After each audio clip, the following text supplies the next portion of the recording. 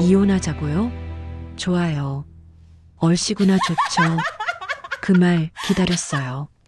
대신 두고 가요. 이 집 내 이름이니까. 이혼장은 종이 한 장일 뿐. 이제 진짜로 나로 살 겁니다.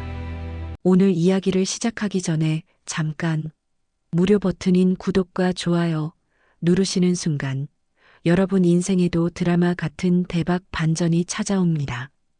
서울 도봉구의 오래된 아파트 단지 20층 건물들이 빼곡히 늘어선 풍경 속에서 윤정희의 하루가 시작됩니다. 오전 6시 알람이 울리기도 전에 눈을 뜨는 습관은 어느새 몸에 배어버린 지 오래입니다. 25회를 함께한 남편 박상철의 출근 시간에 맞춰 움직이는 삶, 그것이 윤정희의 일상이었습니다. 결혼 25년 차 55살의 여자는 매일 같은 시간에 눈을 뜨고 같은 동선으로 움직이고 같은 말을 합니다. 창문을 열자 찬바람이 얼굴을 스칩니다. 가을이 깊어가는 계절, 단풍잎이 바람에 흩날리는 모습이 보입니다. 아파트 앞 느티나무는 벌써 절반 이상의 잎을 떨어뜨렸습니다. 윤정희는 잠시 멍하니 그 풍경을 바라봅니다. 언제부터였을까요? 이런 풍경조차 무감각하게 느껴지기 시작한 건. 예전에는 가을이 오면 가슴이 두근거렸습니다.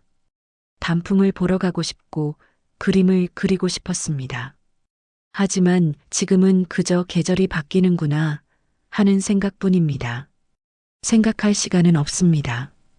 부엌으로 향하는 발걸음은 기계처럼 정확합니다. 냉장고를 열고 계란 3개를 꺼냅니다. 박상철은 매일 아침 계란 후라이 2개와 김치, 그리고 된장찌개를 먹습니다. 25년 동안 한 번도 바뀐 적 없는 메뉴입니다. 한때 윤정희는 새로운 요리를 시도했습니다. 샐러드도 만들어보고 토스트도 구워봤습니다. 하지만 박상철은 그때마다 얼굴을 찌푸렸습니다. 이상한 거 먹지 말고 밥이나 제대로 차리라고 했습니다. 그렇게 윤정희의 아침 식탁은 다시 계란 후라이와 된장찌개로 돌아갔습니다. 윤정희는 프라이팬에 기름을 두르고 계란을 깨뜨립니다. 지글지글 소리가 고요한 새벽을 깹니다. 노른자가 예쁘게 가운데 자리 잡았습니다. 불 조절을 조심스럽게 합니다. 너무 세면 타고 너무 약하면 설익습니다. 박상철의 까다로운 입맛에 맞추는 것은 매일 아침의 시험 같은 일입니다. 여보, 일어나세요.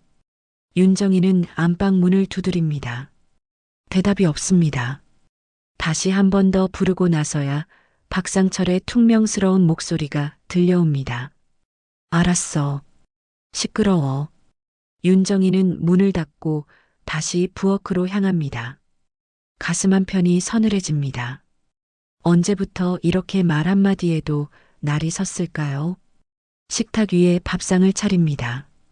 하얀 쌀밥, 김치, 계란 후라이, 된장찌개, 그리고 작은 접시에 담긴 김. 모든 것이 제자리에 놓입니다. 젓가락과 숟가락의 위치도 정확합니다. 물컵의 물량도 딱 절반입니다. 박상철은 물이 너무 많아도 적어도 불평합니다. 박상철이 세면대에서 세수를 하는 소리가 들립니다. 윤정희는 남편의 출근 가방을 챙깁니다. 서류 가방 옆에 물티슈와 손수건을 넣습니다. 빠뜨린 건 없는지 한 번 더 확인합니다. 지갑, 명함 케이스, 차키, 모든 것이 제자리에 있습니다. 밥 먹어요. 박상철이 식탁에 앉습니다. 양복 차림의 58살 남자는 여전히 단정합니다. 휴대폰을 꺼내 들고 숟가락을 듭니다. 첫 숟가락을 뜬 박상철의 얼굴이 찌푸려집니다. 이 계란 후라이 또 태웠네.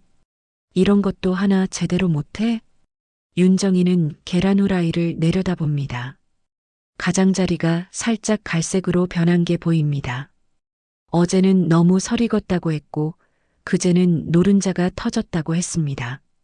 일주일 전에는 기름이 너무 많다고 했습니다. 당신 입맛도 매일 변하네요. 윤정이는 작은 목소리로 속삭입니다. 하지만 박상철의 귀에는 들리지 않습니다. 아니, 들으려 하지 않는 것인지도 모릅니다. 윤정이의 목소리는 이제 이 집에서 아무런 울림도 만들어내지 못합니다. 맛없어. 이 나이 먹도록 밥도 제대로 못하나. 박상철은 숟가락을 놓고 휴대폰 화면에 시선을 고정합니다. 윤정이는 자리에서 일어나 새 계란 후라이를 만들려 합니다. 됐어. 그냥 먹을게. 시간 없어. 박상철은 짜증스럽게 밥을 먹습니다. 윤정이는 다시 자리에 앉아 남편의 얼굴을 바라봅니다. 언제부터 이렇게 날이 서 있던 얼굴이었을까요? 젊었을 때는 웃는 얼굴이 좋았던 사람이었는데 이제는 미소 한번 보기 어렵습니다. 결혼 초기 박상철은 윤정이가 만든 음식을 맛있게 먹었습니다. 서툴러도 괜찮다고 했고 같이 웃었습니다. 하지만 세월이 흐르며 모든 것이 변했습니다. 넌 집이나 지켜. 세상 일은 남자가 하는 거야. 박상철은 휴대폰을 내려놓으며 냉소합니다. 윤정이가 어제 저녁 텔레비전 뉴스를 보며 경제 이야기를 꺼냈던 것에 대한 대답입니다. 윤정이는 억지로 미소를 짓습니다. 그 미소 뒤에는 수없이 많은 감정들이 얽혀 있습니다. 분노, 슬픔, 자조, 그리고 체념. 하지만 어느 것도 밖으로 드러낼 수 없습니다. 그저 웃는 얼굴로 고개를 끄덕일 뿐입니다. 박상철이 출근 준비를 합니다. 윤정이는 현관까지 따라 나가 구두를 꺼내줍니다. 구두끈을 매만지고 먼지를 털어줍니다. 다녀오세요. 응. 문이 닫힙니다. 쾅 하는 소리와 함께 박상철의 발소리가 복도로 멀어집니다. 그제야 윤정이는 긴 한숨을 내쉽니다. 고요한 아파트 안 윤정이 혼자만 남았습니다. 벽시계 소리만이 똑딱똑딱 울립니다. 이 고요함이 때로는 평화롭고 때로는 견딜 수 없이 외롭습니다. 거울 앞에 섭니다. 거울 속에 비친 자신의 얼굴이 낯설게 느껴집니다. 55살의 여자 화장기 없는 얼굴에는 세월의 흔적이 역력합니다. 눈가의 주름, 입가의 팔자주름, 희끗희끗해진 머리카락. 언제부터 화장을 안 하게 됐을까요? 언제부터 예쁜 옷을 입지 않게 됐을까요? 누가 보는 것도 아닌데 누구를 위해 꾸미겠습니까? 나는 언제부터 이렇게 작아졌을까? 윤정이는 거울 속 자신에게 묻습니다. 대답은 돌아오지 않습니다. 젊은 시절 대학교에서 서양화를 전공하던 윤정이는 꿈이 많았습니다. 화가가 되고 싶었고 전시회를 열고 싶었고 자신만의 색깔로 세상을 그리고 싶었습니다. 캔버스 앞에 서면 가슴이 뛰었고 붓을 잡으면 세상이 달라 보였습니다. 하지만 결혼과 함께 모든 것을 내려놓았습니다.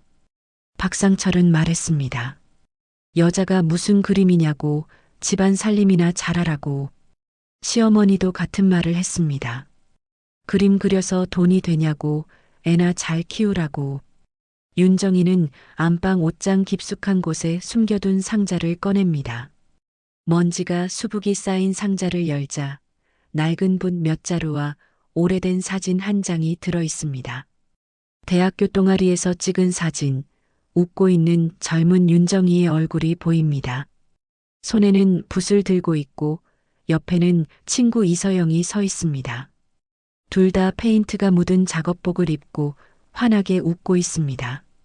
나도 한때는 꿈이 있었는데. 윤정이는 사진을 쓰다듬습니다. 목소리도 존재감도 모든 것이 희미해진 지금의 자신. 누군가의 아내로, 누군가의 엄마로만 살아온 세월. 정작 윤정이라는 이름으로 산 시간은 얼마나 될까요? 20살부터 30살까지 딱 10년입니다. 그 이후에 25년은 박상철의 아내로, 딸의 엄마로 살았습니다. 부엌으로 돌아와 설거지를 합니다. 찬물에 손이 시립니다. 고무 장갑을 끼지 않아 손등이 거칠어졌습니다. 설거지를 마치고 걸레질을 하고 빨래를 널고 저녁 준비를 합니다. 하루가 또 이렇게 흘러갑니다. 창밖으로 해가 기울어 갑니다. 박상철이 퇴근할 시간이 다가옵니다. 윤정이는 다시 부엌으로 향합니다. 저녁 메뉴를 고민합니다. 어제는 불고기를 했으니 오늘은 생선구이를 해야겠습니다. 냉장고에서 고등어를 꺼내고 물을 썹니다. 똑같은 동작, 똑같은 하루. 내일도 모레도 이 시간은 반복될 것입니다. 조용한 멸시 속에서 윤정희의 시간은 천천히 멈춰가고 있었습니다. 아무도 알아주지 않는 노력, 아무도 고마워하지 않는 헌신, 그리고 아무도 보지 않는 눈물. 그것이 윤정희의 25년이었습니다. 추석이 다가왔습니다. 윤정희는 일주일 전부터 준비를 시작했습니다. 시장에 가서 갈비를 사고 전을 부칠 재료를 샀습니다. 명절 음식을 준비하는 일은 여자 혼자의 몫이었습니다. 박상철은 소파에 앉아 텔레비전을 보며 말했습니다. 명절이니까 제대로 준비하라고, 시어머니가 오시니까 실수하지 말라고. 추석 당일 아침 윤정희는 새벽 4시에 일어났습니다. 부엌에 불을 켜고 음식을 만들기 시작했습니다. 전을 부치고 나물을 무치고 갈비를 찝니다. 손은 쉴 새 없이 움직이고 등에는 땀이 흘렀습니다. 창밖은 아직 어둡습니다. 명절 아침은 언제나 이렇게 시작됩니다. 오전 9시 시어머니가 도착했습니다. 80이 넘은 시어머니는 여전히 날카로웠습니다. 현관문을 열고 들어서자마자 집안을 둘러봅니다. 청소는 했어? 네, 어머님. 윤정이는 고개를 숙이며 대답합니다. 시어머니는 거실로 들어가 소파에 앉습니다. 윤정이는 물을 따라드리고 과일을 깎아 내놓습니다. 시어머니는 과일을 한 입 베어 물고는 얼굴을 찌푸립니다. 이 사과 맛없네. 어디서 산 거야? 시장에서 샀습니다. 시장 사과가 다 그렇지. 백화점 가서 사오지 그랬어. 윤정이는 아무 말도 하지 못합니다. 백화점 과일은 비쌉니다. 생활비를 아껴야 하는 윤정이에게는 부담스러운 가격입니다. 하지만 시어머니는 그런 사정을 알려하지 않습니다. 오전 11시 딸 박지연이 도착했습니다. 30살의 딸은 명절에도 짜증이 가득합니다. 인사도 대충 하고 방으로 들어갑니다. 윤정이는 딸의 방문을 두드립니다. 지연아, 나와서 할머니한테 인사드려. 엄마, 나 피곤해. 어제 회식했어. 그래도 명절인데. 알았어, 알았어. 딸은 마지못해 나와 시어머니께 인사를 합니다. 하지만 눈빛에는 귀찮음이 가득합니다. 시어머니는 딸을 보며 말합니다. 결혼은 언제 할 거야? 30이면 늦었어. 할머니, 요즘 세상에 30이 늦은 나이 아니에요. 그래도 여자는 빨리 시집 가야지. 너 엄마처럼 늙기 전에. 윤정이는 가슴이 철렁합니다. 시어머니의 말 한마디 한마디가 바늘처럼 꽂힙니다. 하지만 참아야 합니다. 명절이니까 참아야 합니다. 정오가 되자 차례상을 차렸습니다. 음식들이 상 위에 가득 올라갑니다. 윤정이가 새벽부터 준비한 음식들입니다. 박상철은 상을 보며 말합니다. 전이 좀 타지 않았어? 죄송해요. 명절인데 이것밖에 못 차려? 시어머니도 거듭니다. 우리 며느리가 원래 요리를 못해. 아들이 고생이 많지. 윤정이는 입술을 깨뭅니다. 참아야 합니다. 오늘만 지나면 됩니다. 차례를 지내고 음식을 먹기 시작합니다. 시어머니는 한 숟가락 떠먹고는 또 말합니다. 이 갈비찜 간이 안 맞네. 다음에는 더 신경 쓰겠습니다. 다음에도 이러면 안 되지. 25년을 살았으면 이제는 좀 알아야지. 윤정이는 밥을 먹지 못합니다. 목구멍으로 넘어가지 않습니다. 딸 지연은 휴대폰만 보고 박상철은 텔레비전만 봅니다. 아무도 윤정이를 보지 않습니다. 아무도 고맙다는 말을 하지 않습니다. 식사가 끝나고 설거지를 하는데 박상철이 부엌으로 들어옵니다. 윤정이는 뒤돌아보지 않고 설거지를 계속합니다. 박상철이 말합니다. 정희야. 네. 나 할 말 있어. 윤정이는 설거지를 멈추고 뒤돌아봅니다. 박상철의 얼굴이 이상합니다. 평소와 다른 표정입니다. 무언가 결심한 듯한 얼굴입니다. 무슨 일이에요? 거실로 나와. 윤정이는 손을 닫고 거실로 나갑니다. 시어머니와 딸이 앉아 있습니다. 박상철은 소파에 앉으며 말합니다. 다들 있으니까 말하는 게 좋을 것 같아서. 윤정이의 가슴이 두근거립니다. 불길한 예감이 듭니다. 박상철은 휴대폰을 내려놓고 윤정이를 똑바로 쳐다봅니다. 이혼하자. 순간 시간이 멈췄습니다. 윤정이가 쥐고 있던 행주가 바닥에 떨어집니다. 시어머니와 딸도 놀란 표정으로 박상철을 바라봅니다. 박상철은 담담하게 말을 이어갑니다. 이제 너랑 있는 게 지겨워. 25년 살았으면 됐잖아. 윤정이는 숨을 쉴 수가 없습니다. 귀가 멍멍합니다. 박상철의 목소리가 멀리서 들려오는 것 같습니다. 식탁 위에 김이 먹고 방 안의 공기마저 멈춘 듯합니다. 시어머니가 소리칩니다. 상철아, 갑자기 무슨 소리야? 어머니, 이미 결정한 일입니다. 딸 지연도 당황합니다. 아빠, 농담이지? 추석날에 무슨 소리야? 농담 아니야. 진심이야. 윤정이는 잠시 숨을 고릅니다. 머릿속이 하얗게 변합니다. 그리고 이상한 일이 벌어졌습니다. 윤정이가 웃기 시작한 것입니다. 작게, 처음에는 아주 작게. 그러다가 점점 크게 웃습니다. 하, 그래요? 박상철이 놀란 표정으로 윤정이를 쳐다봅니다. 윤정이는 눈물이 날 것 같았지만 웃음이 먼저 나왔습니다. 얼씨구나 좋죠. 나도 그 말 기다렸어요. 모두가 얼어붙습니다. 시어머니는 입을 벌린 채 윤정이를 바라봅니다. 딸 지연은 믿을 수 없다는 표정입니다. 박상철은 당황한 듯 말합니다. 뭐라고? 이혼하자고요. 좋아요. 나도 이제 당신이랑 사는 게 지겨웠어요. 윤정이는 상 위에 있던 송편을 덮으며 말합니다. 대신 두고 가요. 이 집 내 이름이니까. 결혼할 때 제 부모님이 해주신 집이잖아요. 박상철의 얼굴이 굳어집니다. 이 집이 윤정의 명의라는 사실을 잊고 있었던 것입니다. 시어머니가 소리칩니다. 정희야, 정신 차려. 이혼이 뭔지 알아? 네, 잘 알죠. 자유잖아요.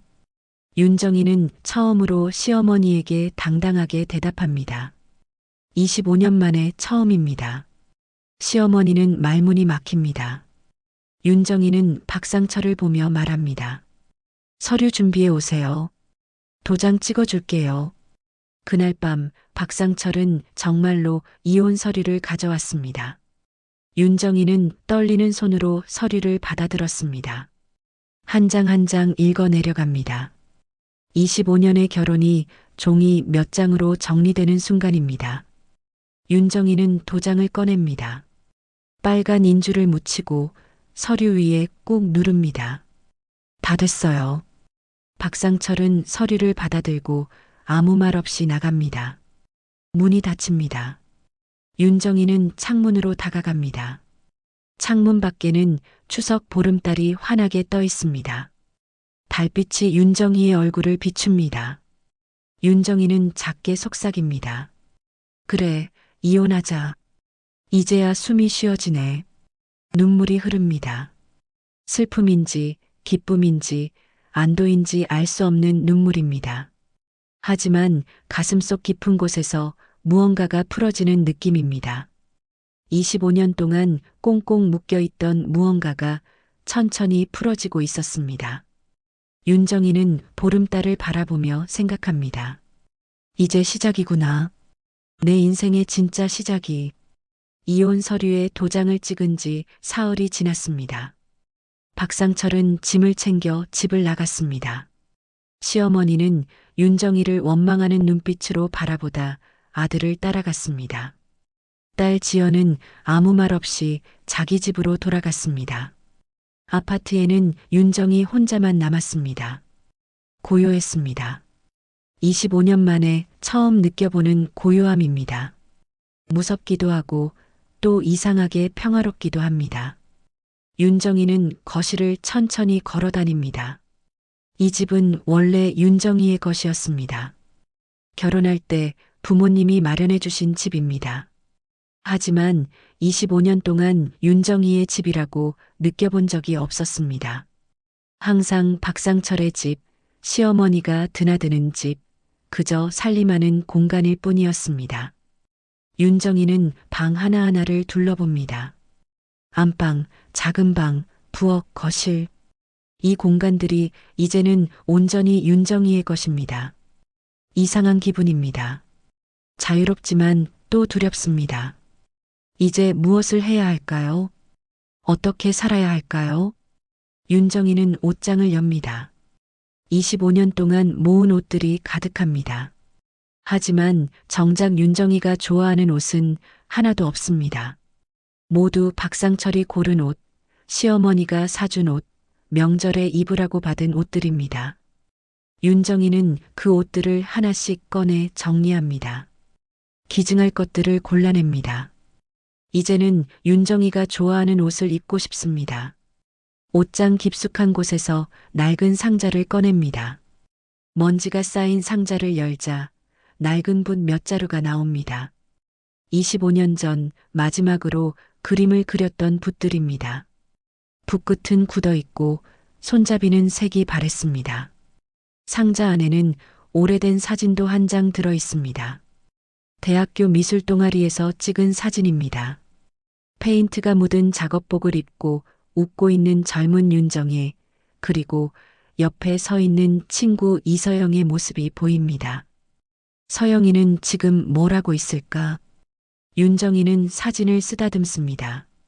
이서영은 대학 시절 가장 친한 친구였습니다. 함께 그림을 그리고 전시회를 다니고 꿈을 이야기했던 친구입니다.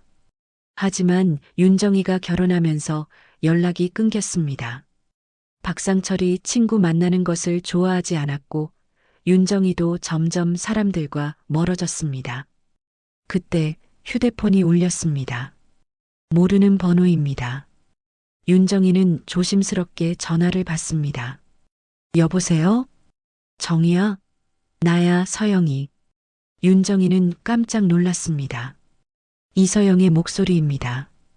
20년 만에 듣는 친구의 목소리입니다. 가슴이 두근거립니다.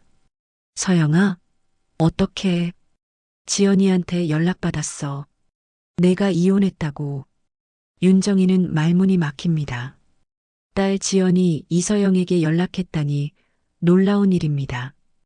이서영은 따뜻한 목소리로 말합니다. 정희야, 괜찮아? 응, 괜찮아. 만나자. 할 얘기가 많아. 그래, 만나자. 전화를 끊고 나서 윤정이는 한참을 멍하니 앉아 있었습니다. 20년 만에 친구와 통화를 했습니다. 가슴 한편이 따뜻해집니다. 혼자가 아니라는 생각이 듭니다.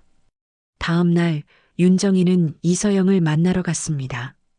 약속 장소는 홍대 근처의 작은 카페였습니다. 카페에 들어서자 창가에 앉아 있는 이서영이 보입니다. 54세 이서영은 여전히 당당하고 멋있어 보였습니다. 짧은 머리에 검은색 재킷을 입은 모습이 화랑 관장답습니다. 정희야. 이서영이 반갑게 손을 흔듭니다. 윤정이는 서영에게 다가가 앉습니다. 한참을 서로를 바라보다가 이서영이 먼저 말을 꺼냅니다. 정희야, 많이 힘들었지? 그 말에 윤정희의 눈시울이 붉어집니다. 25년 동안 아무도 물어보지 않았던 질문입니다. 아무도 윤정이가 힘든지 괜찮은지 묻지 않았습니다. 응, 힘들었어. 이제 괜찮아. 이제 내 인생 살면 돼. 이서영은 가방에서 무언가를 꺼냅니다. 작은 팜플렛입니다. 갤러리 전시회 안내장입니다. 나 지금 갤러리 관장하고 있어. 홍대의 작은 갤러리지만. 와, 대단하다. 내 꿈을 이뤘구나. 너도 꿈이 있었잖아. 화가. 윤정이는 고개를 숙입니다. 화가라는 단어가 낯설게 느껴집니다. 이서영은 윤정이의 손을 잡습니다. 정이야, 다시 그림 그려보자. 그 손 놀던 거 아직 살아있지? 이제 그릴 수 있을까? 나 같은 사람도. 나 같은 사람이 아니라 너니까 가능해. 이서영의 말에 윤정이는 울컥합니다. 25년 동안 잊고 있던 자신을 누군가 기억해주고 있다는 사실이 감사했습니다. 나이도 많고 손도 굳었을 텐데 나이가 뭐가 중요해. 55이면 이제 시작이지. 인생 2분의 1도 안 산 거야. 이서영은 윤정희에게 명함을 건넵니다. 갤러리 주소와 연락처가 적혀 있습니다. 언제든지 갤러리로 와. 작업실도 있어. 같이 그림 그리자. 고마워, 서영아. 고맙긴. 친구 아니야. 그날 밤 윤정이는 집으로 돌아와 상자에서 붓을 꺼냅니다. 오랜만에 손에 쥐어보는 붓입니다. 손에 익숙하면서도 낯설습니다. 윤정이는 작은 방을 정리합니다. 이 방을 작업실로 만들기로 결심합니다. 박상철의 책들을 치우고 책상을 옮기고 창문을 활짝 엽니다. 인터넷으로 캔버스와 물감을 주문합니다. 25년 만에 처음 사는 미술 도구입니다. 손이 떨립니다. 설레기도 하고 두렵기도 합니다. 정말 그림을 그릴 수 있을까요? 25년의 공백을 메울 수 있을까요? 사흘 후 택배가 도착했습니다. 캔버스와 물감, 새 붓이 들어 있습니다. 윤정이는 작업실에 캔버스를 세웁니다. 하얀 캔버스가 윤정이를 바라봅니다. 물감을 펼쳐놓고 붓을 잡습니다. 손끝이 떨립니다. 무엇을 그려야 할까요? 윤정이는 창밖을 바라봅니다. 석양이 지고 있습니다. 붉은 빛이 하늘을 물들입니다. 아름답습니다. 윤정이는 붓에 물감을 묻힙니다. 빨간색, 주황색, 노란색, 그리고 캔버스에 첫 붓질을 합니다. 조용하지만 강렬하게 붓이 캔버스를 가릅니다. 잊었던 색감이 되살아납니다. 굳어버렸던 손끝이 움직입니다. 그러나 무엇보다 뜨거운 것은 윤정이의 심장입니다. 살아있다는 느낌, 숨쉬고 있다는 느낌, 존재한다는 느낌. 25년 만에 윤정이는 자신이 살아있음을 느낍니다. 이제 시작이야. 내 인생의 진짜 시작. 윤정이는 붓을 놓지 않습니다. 밤이 깊어가도 손이 아파도 윤정이는 계속 그립니다. 캔버스 위에 윤정이의 인생이 펼쳐집니다. 한 달이 지났습니다. 윤정이는 매일 작업실에서 그림을 그렸습니다. 첫 작품은 석양을 그린 풍경화였습니다. 서툴렀지만 25년 만에 완성한 작품이었습니다. 두 번째 작품은 거울 속 자화상, 세 번째는 추석날 보았던 보름달이었습니다. 캔버스가 하나둘씩 완성될 때마다 윤정이는 살아있음을 느꼈습니다. 하지만 물감이 부족했습니다. 인터넷으로 산 기본 세트만으로는 표현하고 싶은 색을 만들 수 없었습니다. 특히 파란색과 보라색 계열이 필요했습니다. 윤정이는 근처 화방을 찾아가기로 했습니다. 이서영이 추천해준 화방이었습니다. 홍대 근처에 있는 오래된 화방이라고 했습니다. 버스를 타고 홍대로 향했습니다. 거리는 여전히 젊은이들로 가득했습니다. 미대생으로 보이는 학생들이 포트폴리오를 들고 지나갑니다. 윤정이는 문득 자신의 대학 시절이 떠올랐습니다. 윤정이도 저렇게 꿈을 안고 거리를 걸었던 시절이 있었습니다. 화방은 골목 안쪽에 있었습니다. 민우 화방이라는 간판이 보입니다. 문을 열자 익숙한 물감 냄새가 났습니다. 그리운 냄새였습니다. 화방 안은 생각보다 넓었습니다. 벽면 가득 물감과 붓이 진열되어 있고 한쪽에는 캔버스들이 쌓여 있었습니다. 어서 오세요. 카운터 뒤에서 남자의 목소리가 들렸습니다. 윤정이는 고개를 들어 인사하려다 멈칫했습니다. 38 정도로 보이는 남자가 윤정이를 빤히 쳐다보고 있었습니다. 짧은 머리에 검은색 티셔츠를 입은 남자는 놀란 표정으로 윤정이를 바라봅니다. 혹시 윤정의 선생님이신가요? 윤정이는 깜짝 놀랐습니다. 어떻게 자신의 이름을 알까요? 남자는 카운터를 나와 윤정이에게 다가왔습니다. 가까이서 보니 얼굴이 익숙했습니다. 어디서 본 것 같은데 기억이 나지 않았습니다. 저 강민우예요. 기억 안 나세요? 강민우. 그 이름을 듣는 순간 윤정이의 기억 속에서 무언가가 떠올랐습니다.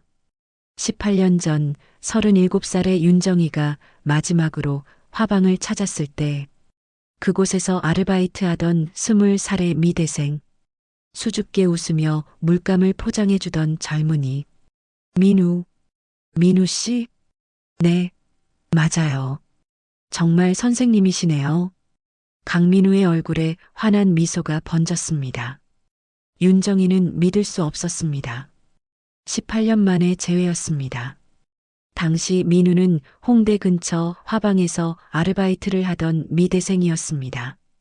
윤정이는 그 화방의 단골이었습니다. 결혼 생활 속에서도 틈틈이 그림을 그리던 시절이었습니다. 민우 씨가 이 화방 주인이 된 거예요? 네, 졸업하고 몇 년 일하다가 4년 전에 이 화방을 인수했어요. 와, 대단해요. 윤정이는 감회가 새로웠습니다. 20살의 어린 학생이 이제 화방 주인이 되었다니. 민우는 윤정이를 의자에 앉게 하고 차를 내왔습니다. 선생님, 그동안 어떻게 지내셨어요? 그림은 계속 그리셨어요? 윤정이는 잠시 망설였습니다. 무슨 말을 해야 할까요? 18년 동안 붓을 놓고 살았다는 말을 어떻게 할까요? 아니요, 그만뒀어요. 오래전에. 민우의 얼굴이 어두워졌습니다. 왜요? 선생님, 그림 정말 좋았는데. 집안일이 바빠서요. 남편이 그림 그리는 걸 안 좋아했어요. 민우는 아무 말도 하지 못했습니다. 윤정이는 차를 한 모금 마시고 말을 이었습니다. 근데 최근에 이혼했어요. 그래서 다시 시작하려고요. 그럼 지금 다시 그림을 그리신다는 거예요? 네, 한 달 전부터요. 민우의 눈빛이 반짝였습니다. 마치 기쁜 소식을 들은 것처럼 환하게 웃었습니다. 정말 잘하셨어요, 선생님. 저 사실은요, 18년 전에 선생님한테 그림 배웠잖아요. 내가 가르쳤나요? 네, 기억 안 나세요? 제가 대생이 안 된다고 고민할 때 선생님이 옆에서 직접 그려주시면서 가르쳐 주셨어요. 윤정이는 희미하게 기억났습니다. 화방에서 아르바이트 하던 민우가 자신의 그림을 보더니 존경하는 눈빛으로 질문했던 것. 윤정이는 몇 번 민우에게 그림을 가르쳐 줬었습니다. 당시 민우는 20살, 윤정이는 37이었습니다. 선생님 덕분에 저 미대 졸업할 수 있었어요. 그때 배운 게 정말 많이 도움됐거든요. 아니에요, 내가 뭘. 선생님, 그때 마지막으로 화방 오셨을 때 기억나세요? 선생님이 물감 사시면서 우시던 거. 윤정이는 가슴이 철렁했습니다. 기억났습니다. 18년 전 그날 박상철과 큰 싸움을 하고 화방에 갔었습니다. 남편은 그림 그만 그리라고 소리쳤고 시어머니는 쓸데없는 짓 하지 말라고 했습니다. 윤정이는 그날 마지막으로 물감을 샀고 카운터에서 참았던 눈물을 흘렸습니다. 저 그때 선생님이 너무 안쓰러웠어요. 그렇게 재능 있는 분이 왜 우시나 싶어서 그 이후로 선생님 다시 못 봤어요. 미안해요, 민우 씨. 그때 이상한 모습 보여드려서. 아니에요. 저는 그때부터 계속 선생님 생각했어요. 선생님 같은 분이 꼭 다시 그림 그리셨으면 좋겠다고. 윤정희의 눈시울이 붉어졌습니다. 18년 만에 만난 민우가 자신을 기억하고 있었다니. 그것도 이렇게 따뜻하게 기억해 주다니. 선생님, 지금 다시 시작하신 거 정말 잘하신 거예요. 이제 마음껏 그리세요. 민우는 일어나서 화방 안을 안내했습니다. 각종 물감, 붓, 캔버스를 보여주며 설명했습니다. 필요한 것이 있으면 언제든 말하라고 했습니다. 그리고 선생님, 여기 안쪽에 작은 공간이 있어요. 민우는 화방 뒤편의 문을 열었습니다. 작은 방이 나타났습니다. 창문이 있고 책상과 의자가 놓여 있었습니다. 여기서 작업하셔도 돼요. 제가 가끔 쓰는 공간인데 선생님이 쓰시면 좋을 것 같아요. 민우 씨, 이건 너무. 아니에요. 18년 전에 선생님한테 받은 은혜를 이제라도 갚고 싶어요. 제발 받아주세요. 윤정이는 가슴이 벅찼습니다. 세상이 차갑다고 느꼈는데 이렇게 따뜻한 사람도 있었습니다.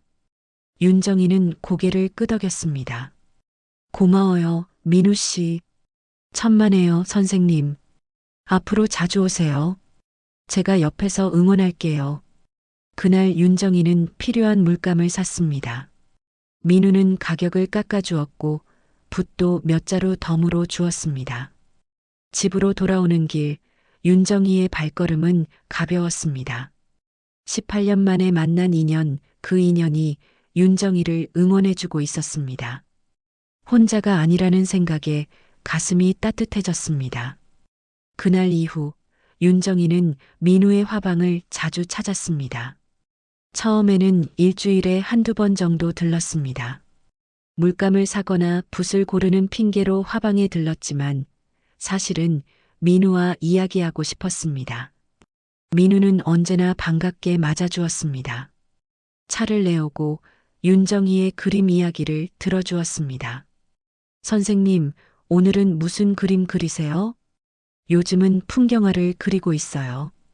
한강 풍경을요. 한강이요? 어느 쪽 한강이에요? 뚝섬이요. 예전에 자주 산책했던 곳이에요.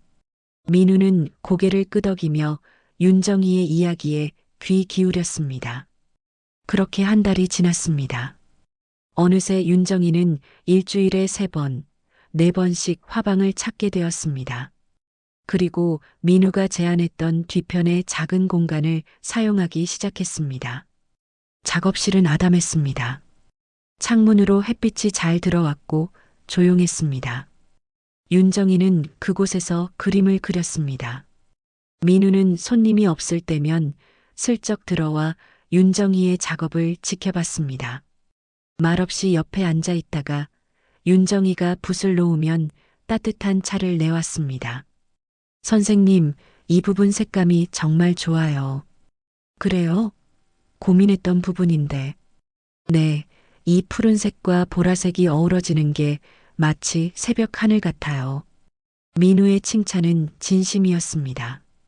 윤정이는 민우의 말 한마디 한마디에 힘을 얻었습니다. 집에서 혼자 그릴 때보다 화방 작업실에서 그릴 때 더 집중이 잘 되었습니다. 민우가 옆에 있다는 사실만으로도 든든했습니다. 이서영이 좋은 소식을 가져왔습니다. 서울시립미술관에서 주최하는 생애전환기 작가전 공모가 있다고 했습니다. 중년 이후에 작가의 길을 시작한 사람들을 위한 공모전이었습니다. 윤정이에게 딱 맞는 기회였습니다. 정희야, 이번에는 꼭 붙을 것 같아. 내 그림 많이 좋아졌어. 윤정이는 용기를 냈습니다. 가장 자신 있는 작품 5점을 골라 사진을 찍었습니다. 신청서를 작성하는데 민우가 옆에서 도와주었습니다. 선생님, 작가 소개는 이렇게 쓰는 게 어때요? 민우는 컴퓨터 앞에 앉아 윤정희의 이야기를 듣고 정리해 주었습니다. 윤정희는 말주변이 없어서 글을 쓰는 것이 어려웠는데 민우가 윤정희의 이야기를 아름답게 정리해 주었습니다. 25년의 공백을 넘어 다시 붓을 잡은 작가.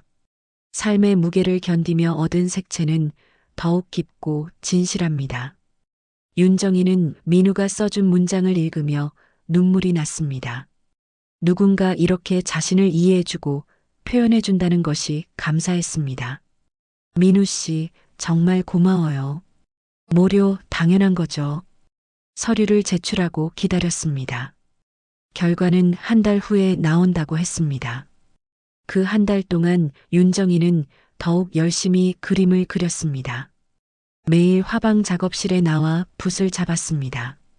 민우는 언제나 응원했습니다. 커피를 내오고 음악을 틀어주고 때로는 그냥 조용히 옆에 앉아 있어 주었습니다. 드디어 발표일이 왔습니다. 윤정희는 떨리는 손으로 이메일을 확인했습니다. 하지만 결과는 탈락이었습니다.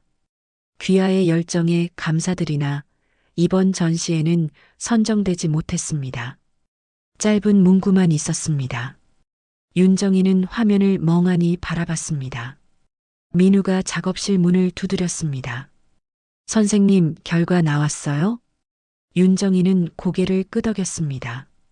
말이 나오지 않았습니다. 민우는 윤정희의 표정을 보고 모든 것을 이해했습니다. 조용히 다가와 옆에 앉았습니다. 괜찮아요, 선생님. 다음 기회가 있어요. 민우 씨, 나 재능이 없는 걸까요? 그런 소리 하지 마세요. 선생님, 그림 정말 좋아요. 근데 계속 떨어져요. 아무도 내 그림을 안 봐줘요. 윤정희는 참았던 눈물이 터졌습니다. 민우는 조심스럽게 윤정희의 어깨에 손을 얹었습니다.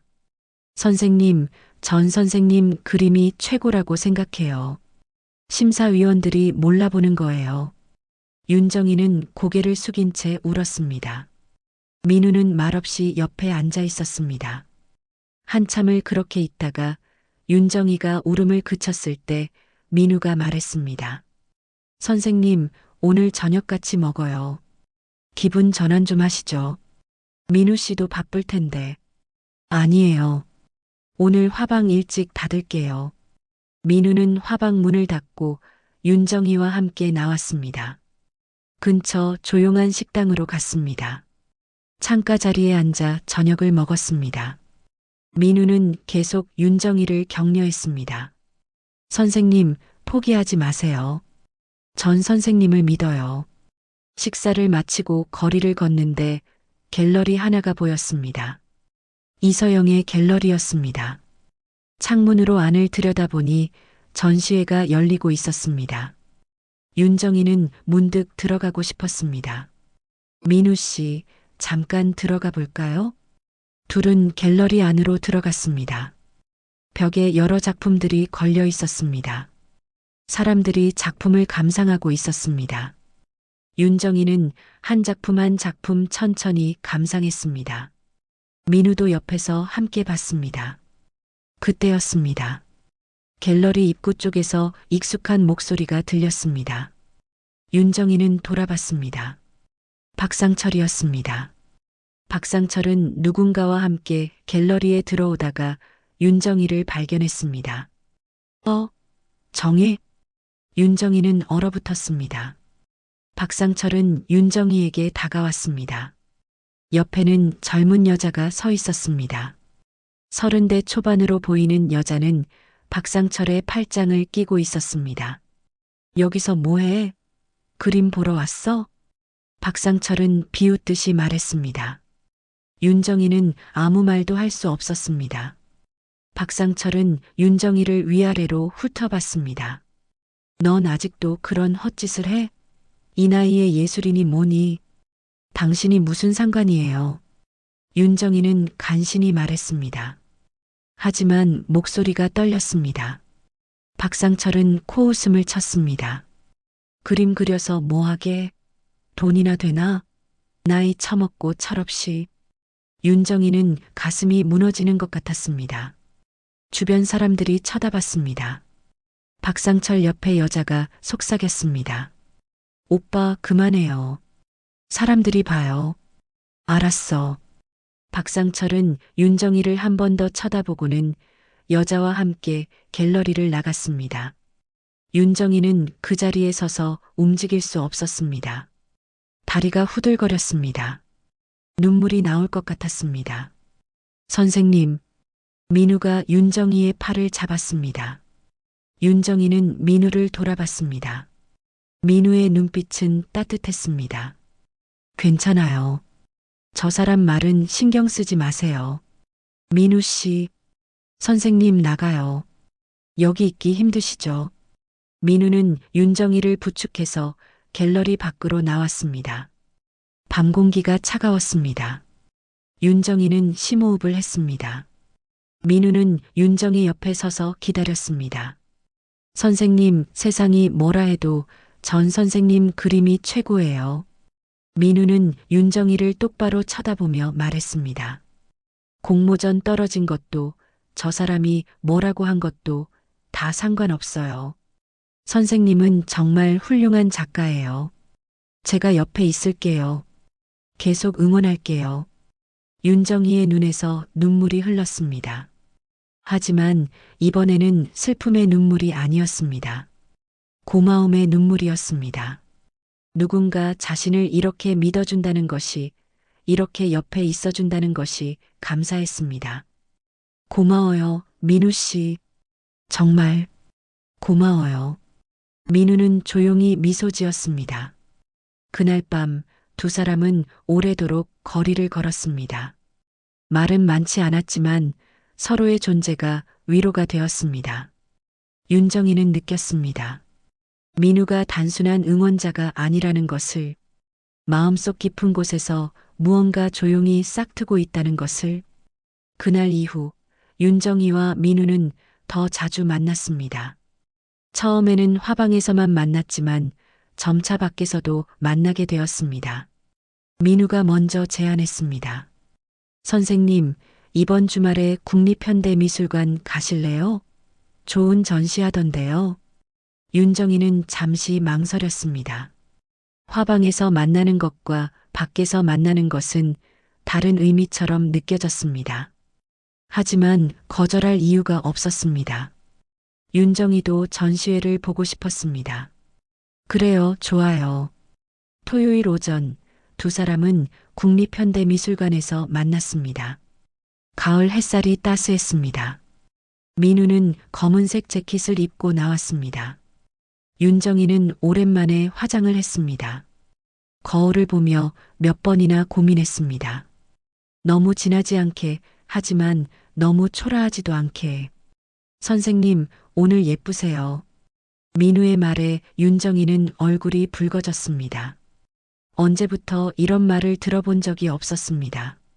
박상철은 윤정이의 외모에 관심이 없었습니다. 화장을 해도 새 옷을 입어도 알아보지 못했습니다. 고마워요. 전시관에 들어갔습니다. 현대미술 작품들이 벽에 걸려 있었습니다. 추상화, 설치미술, 영상 작품들. 윤정이와 민우는 천천히 작품을 감상했습니다. 민우는 작품마다 자신의 생각을 말했습니다. 이 작품 보세요. 색의 대비가 강렬하죠? 작가가 분노를 표현한 것 같아요. 맞아요. 빨강과 검정이 부딪히는 느낌이에요. 두 사람은 자연스럽게 대화를 나눴습니다. 그림 이야기를 하는 시간이 즐거웠습니다.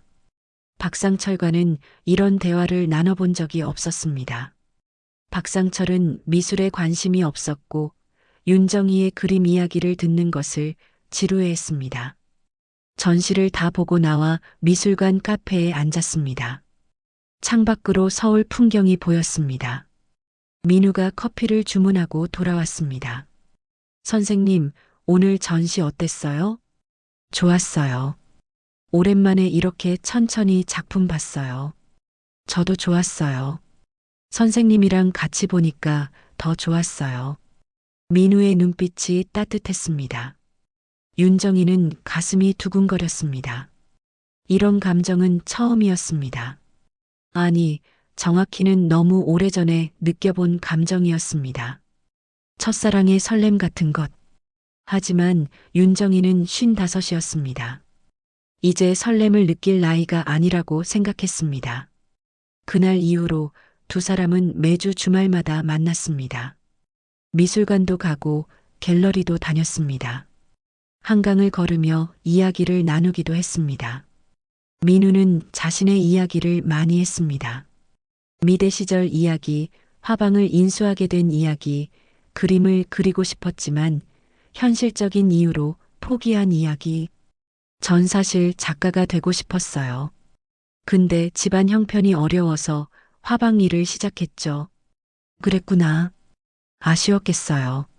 아니요, 지금은 괜찮아요. 화방하면서 많은 작가들을 만나잖아요. 그것도 좋아요. 특히 선생님을 다시 만나게 된 건 정말 행운이에요.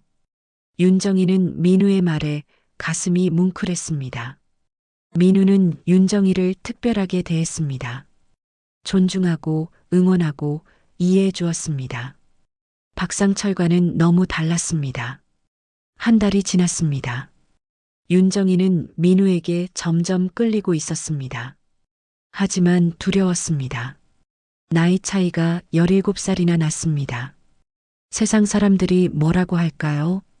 55의 여자가 38의 남자와 만난다면 사람들은 비웃을 것입니다.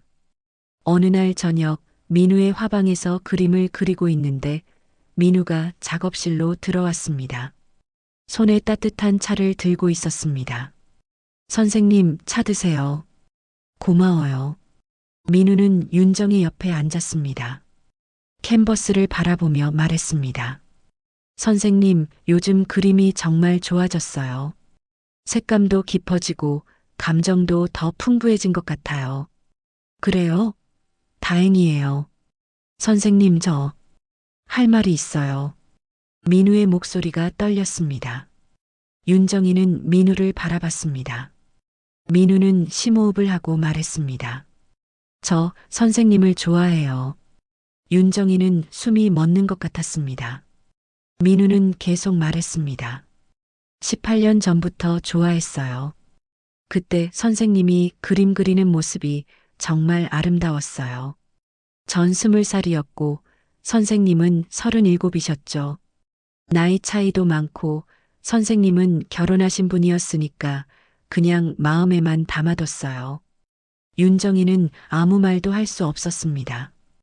민우는 윤정이의 눈을 똑바로 보며 말했습니다. 그런데 다시 만났잖아요. 선생님이 이혼하셨다는 걸 알았어요. 그래서 이번에는 말하고 싶었어요. 제 마음을요. 민우 씨. 윤정이는 겨우 말을 꺼냈습니다. 난 55이에요. 민우 씨는 38이고 17살이나 차이가 나요. 나이가 뭐가 중요해요? 중요하죠. 세상 사람들이 뭐라고 할까요? 늙은 여자가 젊은 남자 꼬신다고 할 거예요. 전 신경 안 써요. 하지만 난 신경 쓰여요. 윤정이는 고개를 돌렸습니다. 민우는 조심스럽게 윤정이의 손을 잡았습니다. 선생님, 전 진심이에요. 나이는 정말 중요하지 않아요. 중요한 건 마음이에요. 윤정이는 손을 빼려 했지만 민우는 놓지 않았습니다. 선생님도 저를 좋아하시잖아요. 느껴져요. 윤정이는 부인할 수 없었습니다. 민우의 말이 맞았습니다. 윤정이도 민우를 좋아했습니다. 하지만 인정하기가 두려웠습니다. 민우 씨, 난 확신이 없어요. 이게 맞는 건지 천천히 생각하세요. 전 기다릴게요. 민우는 윤정이의 손을 놓았습니다. 윤정이는 집으로 돌아왔습니다. 그날 밤 잠을 이룰 수 없었습니다. 민우의 고백이 머릿속을 맴돌았습니다. 가슴은 뛰었지만 머리는 복잡했습니다. 다음 날 딸 지연에게서 전화가 왔습니다. 엄마, 나 이번 주말에 갈게. 그래, 와라. 주말에 지연이 집에 왔습니다. 딸과 마주 앉아 차를 마시는데 지연이 물었습니다. 엄마, 요즘 뭐해? 그림 그려. 그림? 아, 맞다. 엄마 옛날에 그림 그렸지. 지연은 관심 없다는 듯이 휴대폰만 봤습니다. 윤정이는 딸에게 물어보고 싶었습니다. 만약 엄마가 누군가를 만난다면 어떻게 생각할지. 하지만 용기가 나지 않았습니다. 일주일 동안 윤정이는 민우를 피했습니다. 화방에도 가지 않았습니다. 집에서만 그림을 그렸습니다. 하지만 그림이 잘 안 그려졌습니다. 민우 생각만 났습니다. 이서영이 찾아왔습니다. 정희야, 무슨 일 있어? 아니, 아무 일 없어. 거짓말. 얼굴에 다 써 있어. 윤정이는 망설이다가 이서영에게 모든 것을 털어놨습니다. 민우의 고백, 자신의 마음, 그리고 두려움. 이서영은 조용히 듣고 있다가 말했습니다. 정희야, 내 인생이야. 내가 행복하면 되는 거야. 하지만 나이가 뭐가 중요해. 너 이혼하고 다시 그림 시작했을 때도 사람들이 뭐라고 했어? 나이 들어서 무슨 그림이냐고 했잖아. 근데 너 포기 안 했잖아. 이서영의 말이 가슴에 와닿았습니다. 윤정이는 민우에게 연락했습니다. 민우 씨, 만날 수 있을까요? 네, 언제든지요. 두 사람은 한강에서 만났습니다. 석양이 지고 있었습니다. 윤정이는 민우에게 말했습니다.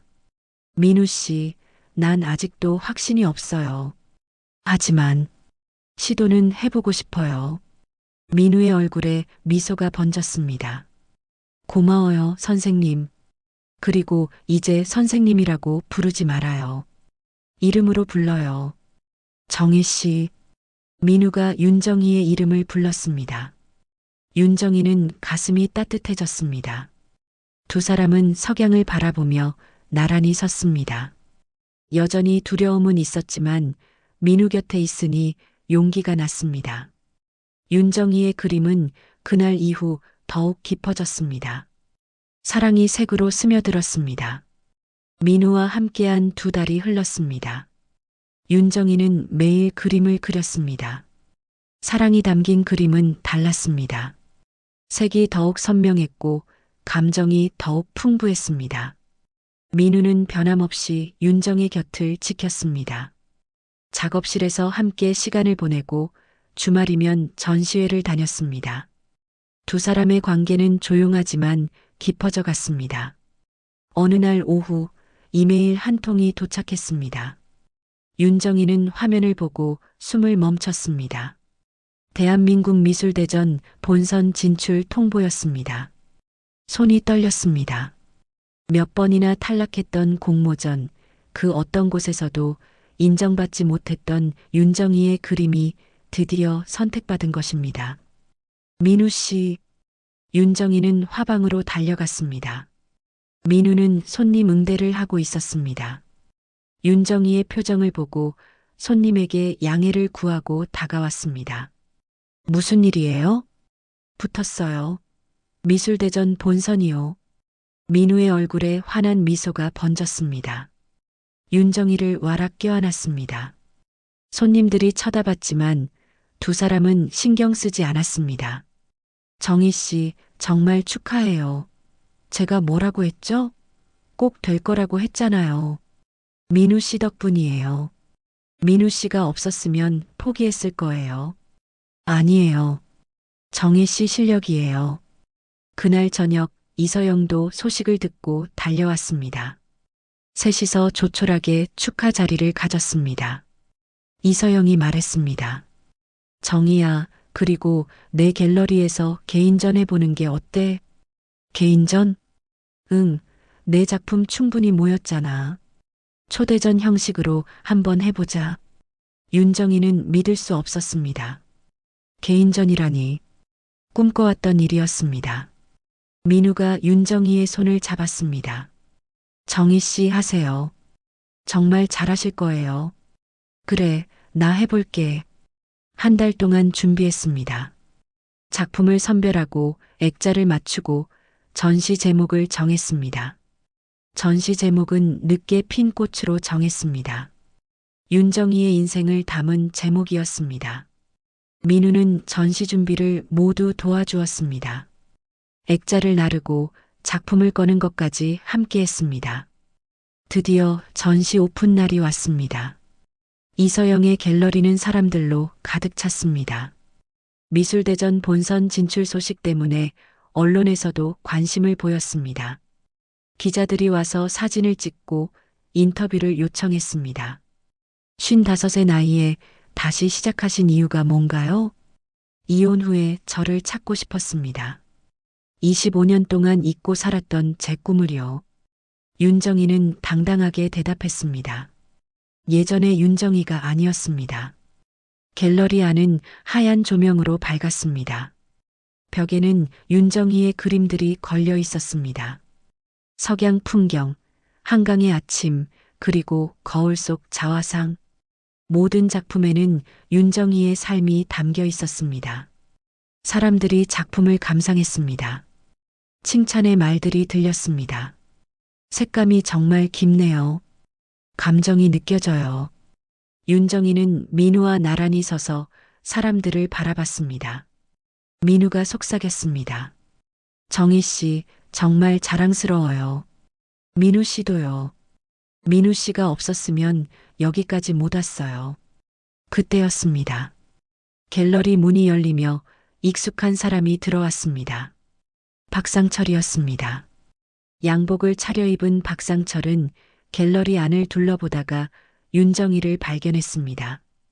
윤정희는 긴장했습니다. 박상철은 천천히 다가왔습니다. 정희야, 잘 됐네. 박상철의 목소리는 어색했습니다. 윤정희는 침착하게 대답했습니다. 고마워요. 박상철은 벽에 걸린 그림들을 봤습니다. 한참을 그림을 보다가 윤정희에게 말했습니다. 정희야, 우리 다시 생각해보자. 윤정희는 놀랐습니다. 박상철은 계속 말했습니다. 내가 너무 심했어. 다시 잘해보자. 나랑 다시. 안 돼요. 윤정희는 단호하게 말했습니다. 박상철은 당황한 표정을 지었습니다. 왜? 나도 반성했어. 다시 시작할 수 있잖아. 당신은 아직도 모르시는군요. 윤정희는 박상철을 똑바로 쳐다봤습니다. 이혼은 제게 끝이 아니라 시작이었어요. 25년 동안 당신의 아내로 살았죠. 하지만 이제는 제 이름으로 살아요. 윤정희라는 이름으로요. 정희야, 과거는 잊고 과거를 잊을 수 없어요. 하지만 과거에 머물지도 않을 거예요. 전 이제 앞으로 나아갈 거예요. 주변 사람들이 쳐다봤습니다. 하지만 윤정희는 개의치 않았습니다. 민우가 윤정희 곁으로 다가왔습니다. 박상철은 민우를 보며 비웃었습니다. 혹시 이 남자랑?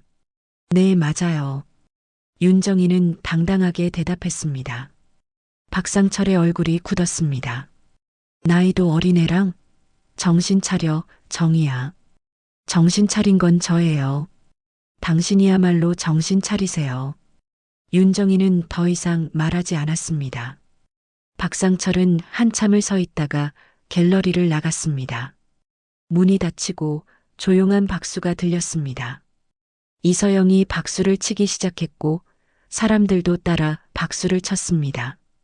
윤정희의 눈에 눈물이 고였습니다. 전시회가 끝나고 사람들이 돌아갔습니다. 갤러리에는 윤정희와 민우만 남았습니다. 이서영은 먼저 자리를 비켜주었습니다. 두 사람은 조명이 어두워진 갤러리에 나란히 서 있었습니다. 정희 씨, 민우가 윤정희의 손을 잡았습니다. 윤정희는 민우를 바라봤습니다. 오늘 정말 멋있었어요. 당당하게 거절하는 모습이요. 민우 씨 덕분이에요. 아니에요. 정희 씨 힘이에요. 민우는 윤정희의 두 손을 잡았습니다. 심호흡을 하고 말했습니다. 정희 씨, 저랑 함께 걸어주시겠어요? 평생? 윤정희의 가슴이 두근거렸습니다. 민우의 눈빛은 진지했습니다. 전 18년 전부터 정희 씨를 좋아했어요. 다시 만난 것도 운명이라고 생각해요. 나이 차이도 세상 사람들 시선도 아무것도 상관없어요.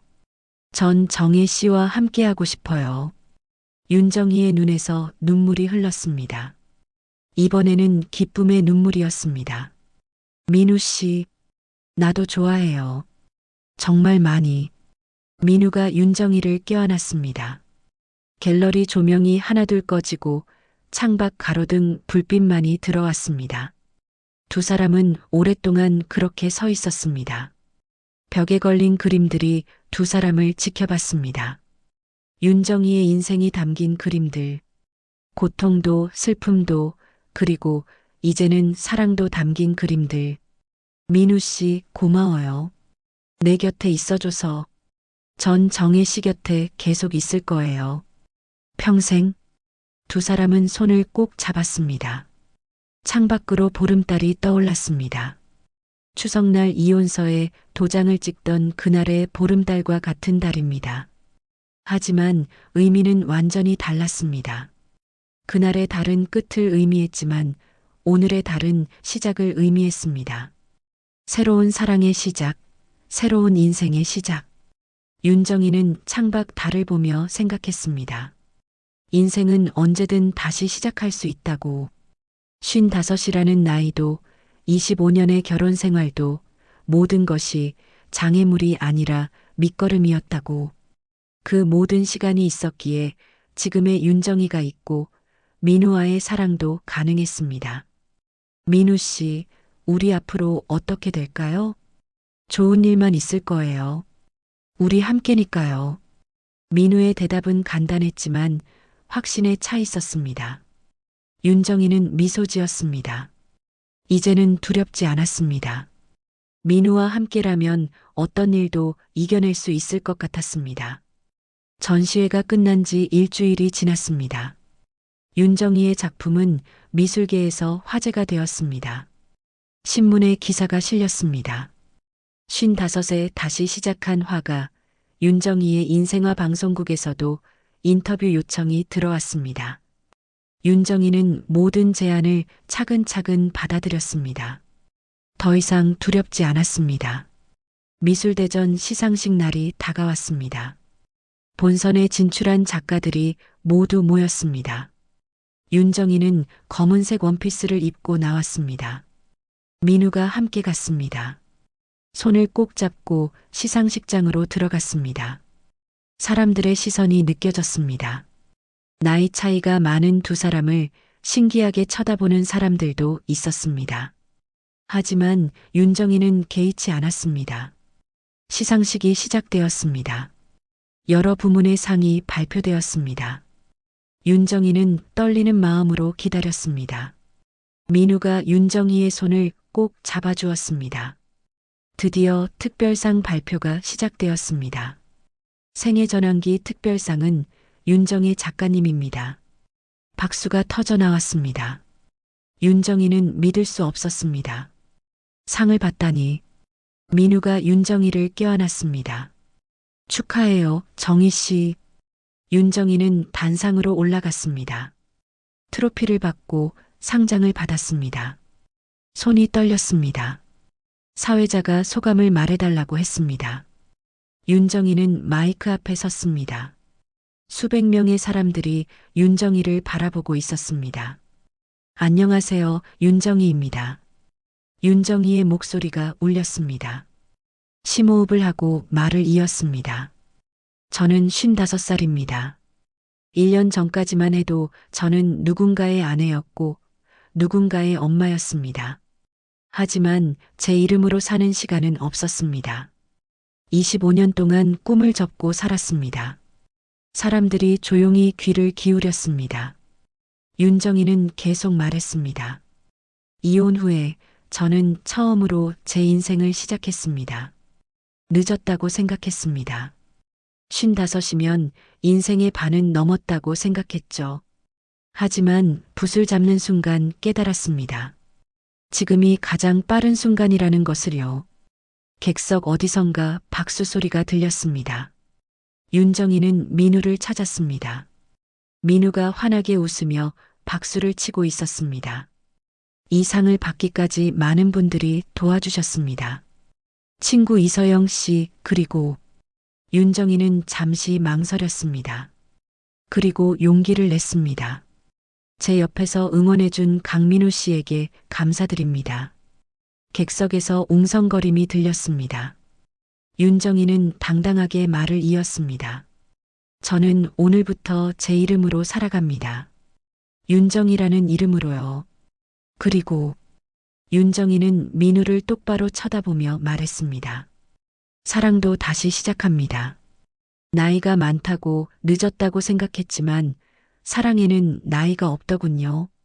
저를 있는 그대로 봐주고 응원해주는 사람과 함께 걸어가겠습니다. 객석이 조용해졌습니다. 잠시의 침묵 후 박수가 터져 나왔습니다. 처음에는 한두 명, 그러다가 점점 더 많은 사람들이 일어서서 박수를 쳤습니다. 민우도 일어나 박수를 쳤습니다. 윤정이의 눈에서 눈물이 흘렀습니다. 기쁨의 눈물이었습니다. 시상식이 끝나고 사람들이 윤정이에게 축하 인사를 건넸습니다. 젊은 작가들도 나이 든 작가들도 모두 윤정이를 응원했습니다. 한 중년 여성이 다가와 말했습니다. 저도 선생님처럼 용기 내보고 싶어요. 늦지 않았다는 걸 보여주셔서 감사해요. 윤정이는 미소 지으며 답했습니다. 늦은 건 없어요. 지금이 가장 빠른 순간이에요. 밤이 되어 민우와 함께 한강을 걸었습니다. 보름달이 환하게 떠 있었습니다. 윤정이는 달을 보며 생각했습니다. 1년 전 추석날 이혼서에 도장을 찍던 그날도 보름달이었습니다. 그날의 윤정이는 무너져 내릴 것 같았지만 동시에 해방감도 느꼈습니다. 민우 씨, 1년 전 오늘이 추석이었어요. 그랬어요? 네, 그날 이혼서에 도장을 찍었어요. 이 달을 보면서 생각했죠. 이제 시작이구나 하고요. 민우가 윤정이의 손을 잡았습니다. 정말 시작이었네요. 맞아요. 끝이 아니라 시작이었어요. 두 사람은 한강 벤치에 앉았습니다. 물결이 달빛에 반짝였습니다. 윤정이는 민우를 바라보며 말했습니다. 민우 씨, 앞으로 어떻게 될까요? 좋은 일만 가득할 거예요. 사람들이 우릴 보고 뭐라고 할까요? 뭐라고 하든 상관없어요. 우리가 행복하면 되는 거죠. 민우의 말이 맞았습니다. 윤정이는 이제 남의 시선에 흔들리지 않았습니다. 25년 동안 남의 눈치를 보며 살았습니다. 시어머니 눈치, 남편 눈치, 세상 사람들 눈치. 하지만 이제는 자유로웠습니다. 민우 씨 사랑해요. 윤정이가 먼저 고백했습니다. 민우는 놀란 표정을 지었습니다. 그리고 환하게 웃었습니다. 저도 사랑해요, 정희 씨. 두 사람은 키스했습니다. 55과 38, 나이 차이는 중요하지 않았습니다. 중요한 것은 서로를 향한 마음이었습니다. 한강 위로 바람이 불었습니다. 가을 바람은 차가웠지만 두 사람의 가슴은 따뜻했습니다. 다음 날 윤정이는 작업실에 앉아 새로운 그림을 시작했습니다. 제목은 시작이었습니다. 캔버스는 하얗게 비어 있었습니다. 윤정이는 붓에 물감을 묻혔습니다. 첫 붓질을 하는 순간 가슴이 뛰었습니다. 이 그림은 어떤 모습일까요? 어떤 색으로 채워질까요? 윤정이는 알 수 없었습니다. 하지만 그것이 설레었습니다. 인생도 마찬가지였습니다. 앞으로 어떤 일이 벌어질지 알 수 없었습니다. 하지만 그것이 두렵지 않았습니다. 민우가 옆에 있었고 붓이 손에 있었고 무엇보다 윤정의 자신이 있었습니다. 누군가의 아내가 아닌 윤정이라는 한 사람으로서 창밖으로 햇살이 들어왔습니다. 작업실은 따뜻했습니다. 윤정이는 계속 붓을 움직였습니다. 빨간색, 주황색, 노란색, 밝은 색들이 캔버스를 채워갔습니다. 어둠이 아닌 빛, 슬픔이 아닌 기쁨, 끝이 아닌 시작. 윤정이의 새로운 인생이 캔버스 위에 펼쳐졌습니다. 저녁이 되어 민우가 작업실에 왔습니다. 윤정이의 뒤에 서서 그림을 봤습니다. 와, 정희 씨. 정말 아름다워요. 아직 완성 안 됐어요. 완성되면 더 아름답겠네요. 민우가 윤정이의 어깨를 감쌌습니다. 윤정이는 민우의 품에 기댔습니다. 두 사람은 캔버스를 바라봤습니다. 붉은 해가 떠오르는 그림이었습니다. 새벽의 해, 새로운 시작을 알리는 해. 윤정이는 생각했습니다. 이혼서 위에 도장을 찍던 그날을 떠올렸습니다. 억지로 지었던 미소. 하지만 지금의 미소는 달랐습니다. 진심에서 우러나오는 미소였습니다. 이혼은 끝이 아니라 시작이었습니다. 누군가의 아내로 사는 삶이 아니라 윤정이로 사는 삶. 그것이 진짜 결혼이었습니다. 자기 자신과의 결혼. 민우 씨 행복해요. 저도요, 정희 씨. 밤이 깊어갔습니다. 작업실 불은 여전히 켜져 있었습니다. 윤정이와 민우는 나란히 앉아 그림을 그렸습니다. 민우도 오랜만에 붓을 잡았습니다. 두 사람의 붓질이 조화를 이루었습니다. 캔버스 위에는 사랑이 담겼고 희망이 담겼고 새로운 시작이 담겼습니다. 이혼서 위의 미소. 윤정이는 그날을 절대 잊지 않을 것입니다. 무너지는 것 같았지만 사실은 날아오르는 순간이었습니다. 25년의 무게를 내려놓고 윤정이라는 이름으로 날아오르는 순간. 그날의 미소가 오늘의 행복을 만들었습니다. 창밖으로 별이 빛났습니다. 윤정이는 붓을 놓고 민우를 바라봤습니다. 민우도 윤정이를 바라봤습니다. 말없이 웃었습니다. 그 웃음 속에 모든 것이 담겨 있었습니다. 사랑, 희망, 그리고 함께 걸어갈 미래. 이혼은 끝이 아니라 시작이었습니다. 누군가의 아내가 아닌 나 자신으로 사는 삶. 그리고 진정으로 나를 보는 사람과 함께하는 삶. 그것이 윤정이의 진짜 결혼이었으니까요. 이제 윤정이의 인생은 막 시작되었습니다. 55의 나이로 사랑하는 사람과 함께 붓을 들고 세상에서 가장 아름다운 시작이었습니다. 오늘의 이야기가 당신의 마음 한켠에 머물렀다면 구독과 좋아요로 마음을 전해주세요.